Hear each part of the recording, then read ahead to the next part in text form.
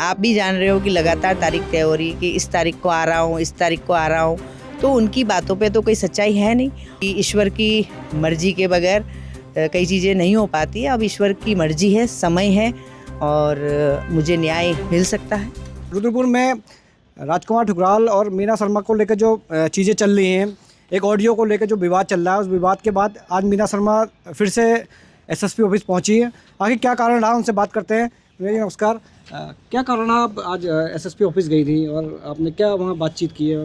देखिए, जो audio viral प्रकरण हुआ था उसमें मैंने प्राथमिकी दर्ज कराई थी और उसको 1 वर्ष लगभग हो चुका था और 27 तारीख को धरना देने के बाद उस प्रकरण में मुकदमा दर्ज हुआ है। और कहीं ना कहीं पत्रकार भाइयों के जो तीखे सवाल होते हैं कि आप इतने सुस्त क्यों थे और लगातार पैरवी क्यों नहीं करी, तो आज 4-5 दिन हो चुके हैं। मैं एसएसपी मणिकांत मिश्रा जी से मिलने गई थी और मैंने उनसे कहा है कि मेरा करबद्ध आपसे निवेदन है कि इसमें जल्द से जल्द एक तो वॉइस सैम्पलिंग कराए और जिस मोबाइल से बना है, जिसने रिकॉर्ड किया है, वो भी सामने आना चाहिए और साथ साथ वहाँ पर बैठ के जो इस तरह की चीज़ों को बढ़ावा देते हैं उनको भी सामने आना चाहिए। तो ये सारी चीज़ें मैं बोल कर आई हूँ और उन्होंने मुझे आश्वस्त किया है कि हम तेज़ी से इसमें कार्रवाई करेंगे और नहीं करेंगे तो मैं 4-5 दिन बाद फिर पहुँच जाऊँगी और उसके बाद भी अगर मेरी सुनवाई नहीं होगी तो मैं और आगे तक जाऊँगी। बात इस चीज़ की नहीं है कि आप सुस्त थी, बात एक टाइमिंग को लेकर है कि मतलब 1 साल का पूरा टाइमिंग और क्योंकि चुनाव का महीना चल रहा है तो उस पर सवाल उठने लाजमी थे। तो इस वजह से थोड़ी चीज़ें ये सवाल भले ही सोशल मीडिया में भी ये चीज़ें उठ रही है कि आखिर ये जो टाइमिंग है, टाइमिंग ऐसी क्यों चुनी गई? देखिए, अभी चुनाव को तो लगभग 1 वर्ष बाकी है और ऐसा नहीं है, मैं पहले भी मैंने प्राथमिकी दर्ज कराई, उसके बाद भी मैं राज्य महिला आयोग गई, फिर जिला पंचायत के चुनाव आ गए, उसके बाद हमारा कांग्रेस का संगठन सृजन कार्यक्रम चलता रहा, तो कई चीज़ें बीच में आई और मैं आदर्श कॉलोनी चौकी भी गई, वहाँ पर मेरे बयान भी हुए। उसके बाद अभी 15-20 दिन पहले ही मैं सीओ प्रशांत कुमार जी से भी मिलने गई थी क्योंकि वहाँ भी मेरे कोई बयान होने थे, लेकिन उस दिन प्रशांत कुमार जी अचानक बाहर गए थे तो नहीं हो पाए।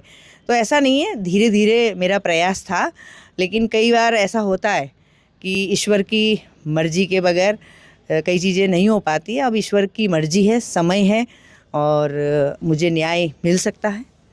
महिला कांग्रेस में भी आप लंबे समय से सक्रिय रही हैं और कांग्रेस का एक बड़ा आपने विधानसभा चुनाव भी पिछले बार बहुत बेहतर तरीके से लड़ा था। तो इस बार जो आप जिस तरीके से ये पूरा मूवमेंट चल रहा है उसमें कहीं ना कहीं कांग्रेस फ्रंट फुट पर कहीं नहीं दिखाई दी। किसी बड़े नेता का या महिला कांग्रेस के प्रदेश अध्यक्ष हो या चाहे महिला कांग्रेस के कोई बड़े नेता का बयान क्यों नहीं आया? क्या आपको महिला कांग्रेस ने अकेले रणभूमि में अकेले छोड़ दिया है, क्या आपको लग रहा है? देखिए, ऐसा नहीं है।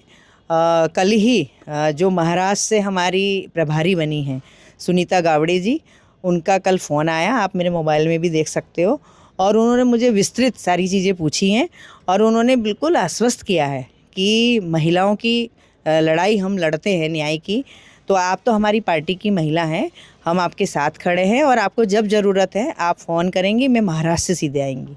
तो ऐसा नहीं है। ज्योति रौतेला मैम भी जब पिछले वर्ष मैं धरने में बैठी थी, उन्होंने मुझे तुरंत फ़ोन करके पूछा और आप मनोज रतूड़ी जी से भी पूछ सकते हैं कि उन्होंने सीधे मनोज रतूड़ी जी से बात की थी और कहा था कि इसमें दोषी व्यक्ति को सामने लाइए और इसमें कार्रवाई करिए। तो कल उस दिन भी ममता रानी हमारे साथ बैठी थी और मैंने कहीं ना कहीं संगठन को फोर्स भी नहीं किया था। मैं महिलाओं को लेके, महिला की लड़ाई थी, महिलाओं को लेकर बैठी थी।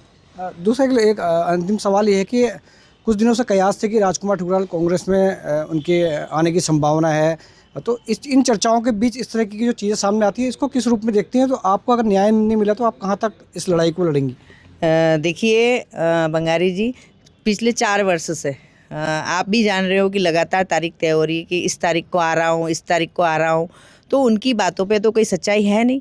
और पार्टी संगठन पर भी हमारे पास किसी भी हमारे बड़े नेतृत्व या जिला अध्यक्ष या प्रदेश अध्यक्ष या कोई भी ऐसी कोई जानकारी नहीं है कि वो आ रहे हैं।